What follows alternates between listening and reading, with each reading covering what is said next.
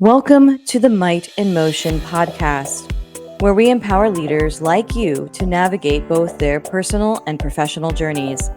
Are you a manager hungry to reshape the course of your career? I'm your host, Mariana Kinney, and for the past 24 years, I've been a Fortune 50 leader, absorbing invaluable lessons from industry luminaries on how to break free from limiting beliefs and habits. On the Might in Motion podcast, our compass is guided by the 4 M's: motivation, momentum, mindfulness, and might. Each episode, we dive into conversations with leaders from Fortune companies, doctors, and entrepreneurs. Their stories, their might in motion, will not just captivate you, but ignite the spark within. Join us as we unravel the secrets to success, providing you with the inspiration to craft your own action plan and prepare yourself towards your goals. This is your journey, your might in motion. Welcome to the podcast that fuels your aspirations. Welcome to Might in Motion. Today's episode is sponsored by Pantheon FM. Are you struggling to get a constant flow of clients? Meet the Pantheon. It's an exclusive network of entrepreneurs changing the world through entrepreneurship. Sell more of your high-ticket programs by becoming an icon in your industry who rallies together in what we call the Pantheon. For more information, contact me directly, Mariana Kinney, your host of today's episode. Today, I have Maritza Perez, founder and CEO of MP Virtual Assist. She supports entrepreneurs in streamlining processes and boosting visibility for business growth. She engages audiences of entrepreneurs, speakers, coaches, and authors, empowering them to amplify their message effectively. Her influential talks cover resilience, diversity, equality, and inclusion, exemplified in her signature speech, "Your accent is no accident." Additionally, she advocates for mental health awareness and suicide prevention. Maritza embodies the vibrant Colombian culture where nature, family, coffee, and chica blend harmoniously within the iconic yellow, blue, and red flag. Maritza, I am so excited to have you on today. I am very excited to be here, Mariana. I think the wait was worth.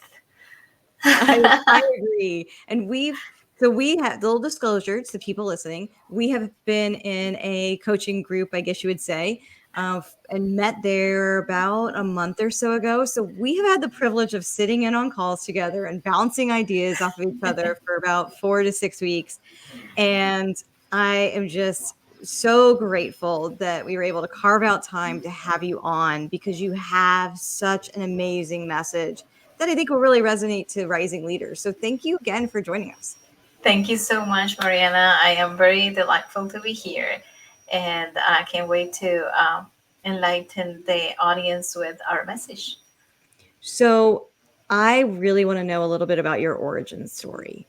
How did you end up becoming the CEO of MP Virtual Assist? What is that? What brought you there, and what do you do for others? All right. So I am originally from Colombia, from Bogota. Bogota is the capital of our country and is the very first city and the capital of South America. So we have a lot of multinational companies. It is very normal that Bogota, people from Bogota are called Rolos, speak English, French, German, and other language other than Spanish. And nowadays also Portuguese. So coming from a family of entrepreneurs, the majority of my family, cousins, aunts, uncles, and our grandparents all were business owners. My parents taught us to be, the regular, normal life, go through college and get your graduation, go to a corporate. And that's what I did. But then around 23 years ago, we made a move to the US. And from all the places, we moved to Alabama. So, That may have been slightly a culture shock to go to Alabama. yes, it was what we thought it was going to be a cultural shock. It became a bigger shock because we realized that people from Alabama and people from Bogota are very similar. People from Colombia, like the family oriented. Yes. Um, Alabama is like all about family, Hmm. and Colombia is all about family. Like we move together like ants, like that, right? Like in a pod. Yes. So um, that is the same way in Alabama, and then houses are spread out. Obviously, in the suburban areas where closer to the cities, there are buildings and apartments, and they're like closer together. But houses are spread out, and I'm saying this because I live in Orlando, Florida, right now, and everything is closer. So um, one of the things was that when we moved in, the house that they were renting, it was a new building and it was not finished. And I Mm. like to tell this story because it says a lot of how my story began here in US. I had been already working as an industrial engineer in Colombia in a multinational company, actually owned by Dole. So I was used to speaking English and everything. And then I come to Alabama. And then I realized I don't know English. Or maybe they don't speak English. Or then we don't understand each other. They don't understand my accent. My Right. accent back then was a little stronger, probably a lot stronger. My R's were very strong, Hmm. and the combination of different letters TRC and things like that were very difficult to pronounce. So they didn't understand me. My parents did not speak English, and we came to live with my sister who had been here for 20 plus years. So she helped us a lot with the transition. But the one funny thing was that when we moved here, the house that was in construction, we had to move in. I mean, like everybody was already here. So the kitchen was not finished. And funny thing, we didn't have any appliances and they had to finish the kitchen. The neighbors knew because it's Alabama. So everybody knows everybody's Oh, business. yeah. Hmm. So the people started to show up at our house at the doorsteps with trays of food Oh, wow. for us because they knew we couldn't cook. So it was around 4 p.m., making sure that we would not start cooking or go to the store and buy something. So in the beginning, coming from Colombia, from Bogota, we were like, are they poisoning us? It's like, what Like is this? I saw that in a movie once. That's what they do, right? It's like, is this for real? And they were so nice. My sister was translating. That's what I said. I didn't understand a thing they said. I was able just to say, my name is Maritza, and nice to meet you, miss or ma'am. Well, I'm sorry. No, I didn't say ma'am. I say miss or missus. Hmm. Hmm. And then now I said ma'am. Yes, ma'am. No, ma'am. So after a couple of months, obviously, I started taking English at University of Alabama, UAB, and I am a Bama girl now. So I started to realize that my accent started to change, and Yeah. I started to have a little singing to it. And tomatoes, which was the way I used to say tomatoes, um, became tomatoes and Mm. potatoes and hey y'all, how you doing, y'all became Yeah. very normal in my vocabulary. So everybody used to say that I was a Latina with a southern heart. And yes, Alabama is my state home, my is where I come from in US, and people are very welcoming and loving. Yeah. So that gives you an essence of what a true. I was very happy because I was able to come to a true American culture without all the things that I will find here in Florida or in New York.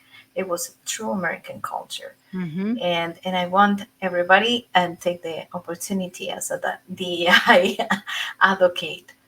Remember that that's who you are, the welcoming family, the welcoming culture. That's why everybody around the world loves you. Yeah. No, So, that's amazing. I mean, it's you definitely got a taste of true Southern hospitality. You know, I grew yes. up in Middle Georgia, so I am a Southern girl. And sometimes, when you travel to other parts of the country, or even other parts of the world, people make fun of that, right? But we talk real slow and we have a twang and whatever. But at the end of the day, you're right, family and community. So what you experienced was this whole true building of a community Yes. is really real. And it's pretty special that you were able to experience that. Yes, it was beautiful. Even the people from the construction, everybody knew each other. Yeah. And wherever you went, they will say, "Oh, you were at the mall the other day." Stalker. No, it's just it's just it was just the community making sure Yeah. that That you're everything was okay. good. Yeah. Yeah. You get a flat tire, people stop to help you. Here you get a flat tire, good luck if somebody even notice you're a woman and need help. Over there I got a flat tire and people stopped to help Yeah. me and even took me to buy a new tire and brought me back. Yeah. So things like that happen over there. um, and I love the culture. I was able to immerse in the culture. Very difficult to change from being able to have everything to suddenly I don't know where to get things. Where do I go if I want to talk to my family in Colombia? So you had to drive miles before you were able to, and that's another thing, before you were able to make a phone call, and then you buy a $5 phone call. That's back then. Yeah. A $5 card just to talk 10 minutes, and not only that, then now you need to apply all over to a driver license, although you've been driving for years. Yeah. So you have to go through the whole process again. You're already you already forgot that you know the true rules. So you have to study the whole book again. You know the rules, but there are some that don't apply all the time. So yes, you have to do that. You have to take the test, everything. I took the test. I don't remember. I think I took it in Georgia, if I'm not mistaken. I don't remember what I took, but it was in Spanish, Okay. to make it easier for Yeah. me. But I don't remember why I took it, but it was closer to Georgia because in Alabama they don't have anything in English, in Yeah. Spanish. Everything is English, which was better for me and it worked in my advantage. So when I moved here, we moved with my father and my mother because he was my father was offered an opportunity to do some business with one of his clients that he had in Colombia. The guy had a company here and everything, but then my father, 6 months with being here, my father got sick and they found cancer. And we had to have them go back to Colombia, my parents. My mother will never leave him. So she went back with him. And then 6 months after that, 5 months, 6 months after that, my father died. Mm. Um, yes. So for what it was supposed to be, and it didn't happen. But I had to go back to help my mother and then came back. And But everything worked out very well.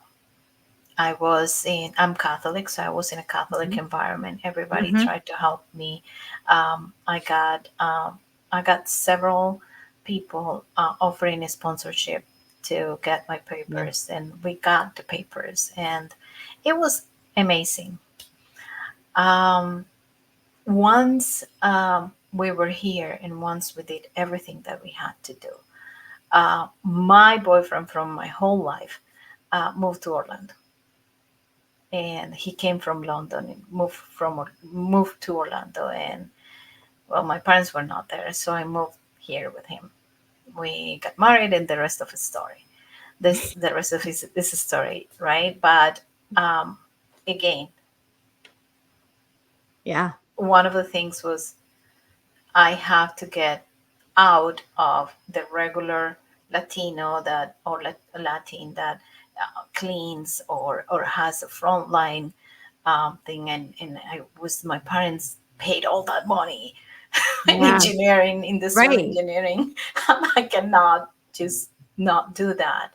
So I started pursuing more things, and I moved into here in Orlando. And one of my dreams when I was little, I remember the first time I came to visit Disney. I was 7 years old, and I told my mom, I'm gonna work here in the toy store, Wow.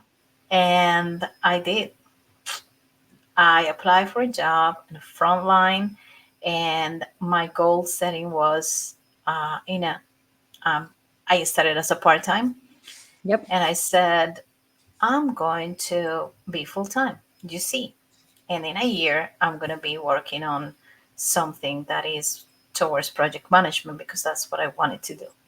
Well, with industrial engineering background, that makes complete sense because I'm an Yes. industrial engineer as well. So Oh, we love process. processes. We love process improvement. You can do that in a toy store or a warehouse or in a hospital, right? Like everybody needs Exactly. us. So Everything is processes. yeah. Exactly. So I started working there, and then I did a little bit of time motions study. Within 3 months, I was full time in Disney, and after 9 months, I was already moving to manufacturing Hmm. as an statistical specialist. A year later, I was full time and working as a senior manufacturer administrator, which was kind of like an office manager slash administrator. So I was there 3 years, and I was promoted again. I was promoted 3 times in Disney. And for those that don't know, it's not usual. That it's very difficult to be promoted in a corporation like Disney, in a corporation that is big. It doesn't happen just because. So I was promoted 3 times, and it was all because I had that mindset of goal setting with me. While I was there, and remember I told you that we were supposed to be our own, have our own company and all that. Something was telling me, I'm like, this is beautiful, but this is not real. Hmm. I'm Yeah. I'm living in a bubble, and I got sick, and I took a sabbatical from Disney, and after a year I moved. I said no, I have to learn more. Then I moved to general contractors, into smaller contractors. So that's how my life went by. And then COVID hit, and I got COVID, and then fast forwarding, almost died, the whole thing. Then in my mind during that time, it's like, this is not how my life is going to end, and I don't feel fulfilled, and I don't feel I have done what I am supposed to do. I don't think I have fulfilled my purpose. So I opened up a company that was set up for virtual assisting. I started actually as a mobile notary, Oh making yeah.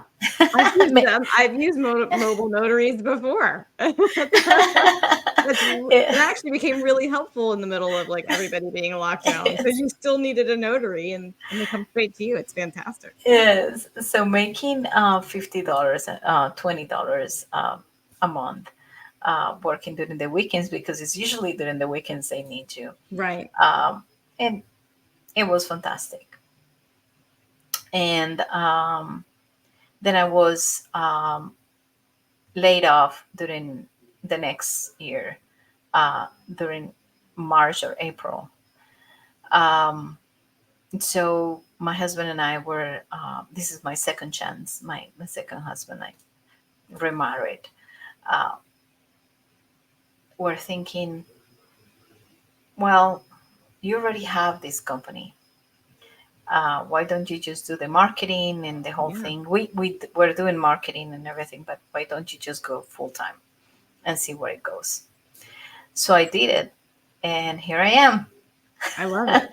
I love it. And it's all from setting intention, right? Around what drove you, what you were passionate about. And interesting enough, along the way, the universe was giving you pushes until it finally just shoved you right into it. Like, go, just go do it. I think, and I think that's pretty awesome that through that, what some might just say is a simple act of setting goals has now allowed you to define and create a fulfilling career that has intent and purpose and service to others, which is Yes. really, really special, right? So I love that. Now, and you know, some people might be like, well, what's a VA? What's, is that the, the Veterans Association? Like what? No, it's a Yes. virtual assistant, right? Yes. Tell us a little bit more about what the VA process is. Like, what is that? How does that help people? What kind of people are coming to you for that service? And so in the beginning, I started because it was my comfort zone. I started working with contractors and different trades, helping them. Like I'm opening my company, but I have projects going on, and I need all this paperwork done. So the county, the permits, and things like that. So I did that, and it will be on an as needed basis. Then also I need to set up. I was always, everywhere I went, I set up different processes for that I will be working. I'll be like, okay, this is not working. Let me set up a new process for this, and let me check what is better for the company. So I did that, and for smaller companies, I did the same thing. That's what I was doing. I was like creating forms, setting up processes for them, delining the things. Um, in construction was what I was working, in project management in construction. I ended up working there. So you have the schedule of values. So they will tell me these are the kind of projects that we work on. And that, let's say I'm a painter. We paint, and we paint houses, or we paint commercial hotels, or we commercial everywhere, right? So I will say, okay, you need this type of form, and let me create a form that is easy in Excel, so that you don't have to buy all these kind of programs because you're starting your company. And then I will also give them like a package of different things that they will, different programs that they can work on after they are established. Um, so working there, helping them from there to how to manage the budget, and from managing the budget, how to utilize better their admin, their admin, whether is in accounting, a bookkeeper, or whether is an assistant. So if I will say somebody that is a receptionist, and I look at them and I see that they have bookkeeping, I say, well, you're going to move them to bookkeeping, and you're going to get somebody um, in that position, and then create like an environment of, oh, I can start as a receptionist, but I can grow if I have the Right. determined set of skills. Right. So it was as needed, and it was like a month, a couple of days, a couple of weeks. And Then a couple of executives also needed me for presentations. I need to create a presentation. This is what I'm talking about, and this. And can you set up a couple of letters that I need to send out, and I will create a template for them. Things like that that they needed to create. Usually, high level executives that need to go out and do speeches. So that those were the ones specifically that I was creating PowerPoint presentations for them also. So I will just sell them by, depending on how many pages. Then that was while I was trying to see where I wanted to be. But then I realized that social media was very important. Yes. And then my LinkedIn started growing and started moving towards speakers, coaches, and authors. There, like, there was attraction, and I say God just wanted me to be there.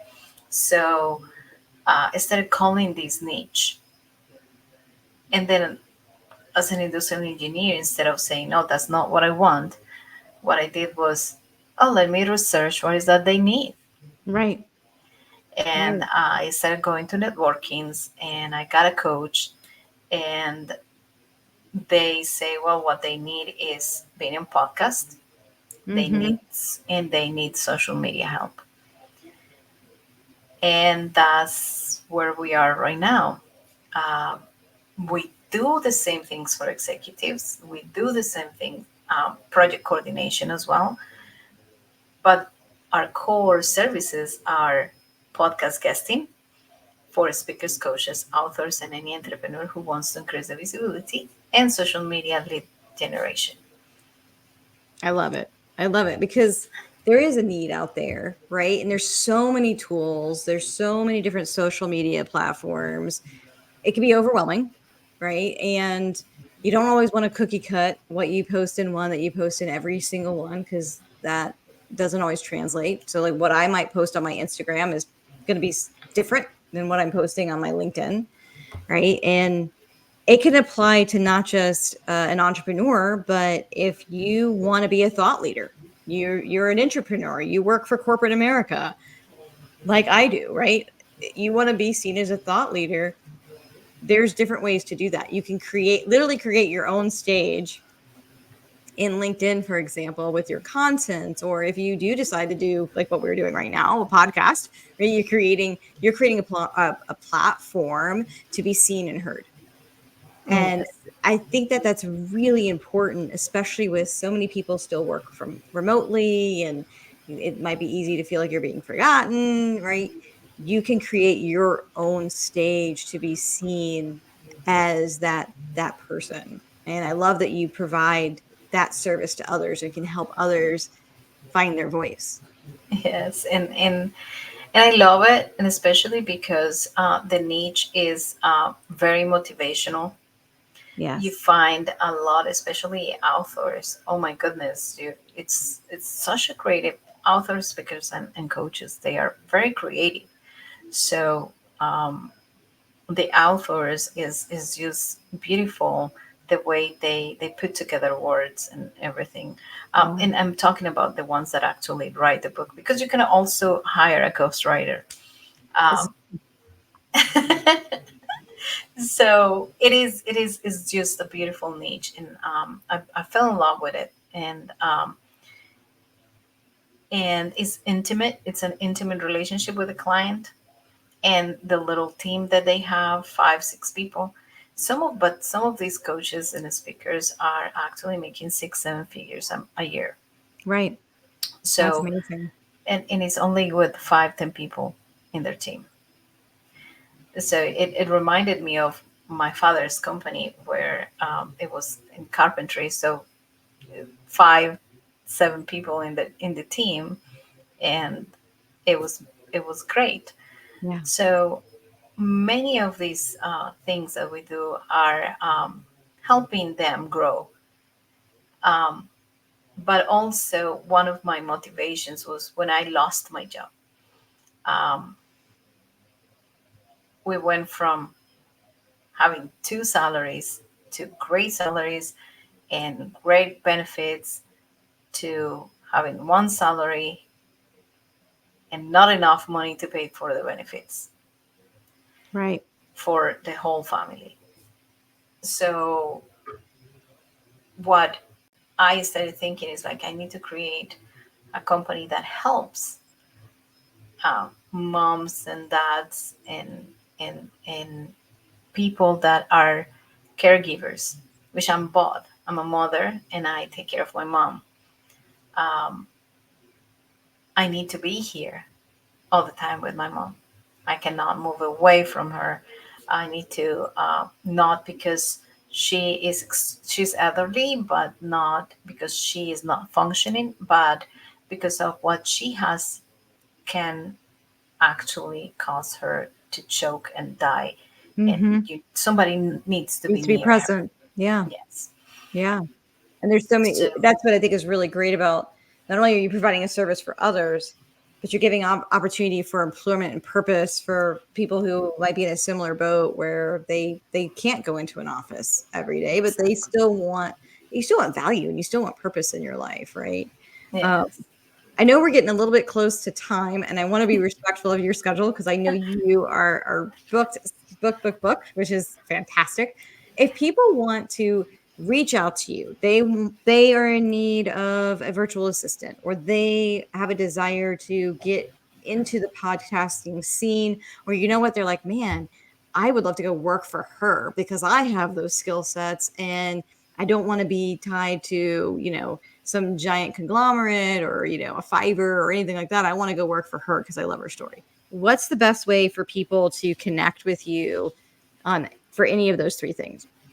So you can go to LinkedIn and you can look for Maritza Perez in LinkedIn. You can also go to my website at mp-virtualassist.com. That is mp-virtualassist.com. Or you can just set up, like if you have issues with your social media and you don't know where to start, I can give you an hour session for free. And you can go to calendly.com/mp dash virtual assist dash Maritza is backslash 6 minute. And I think that you can see it on the screen. Yep. And I'll put it in And the show notes as well with a link. So if you're listening, just go to the show notes and you'll be able to find all these links there. yes, That's awesome. I wrote down some nuggets that I just want to end with. You talked about having goals really allows you to move forward, and it'll allow you to actually get there eventually by having those goals.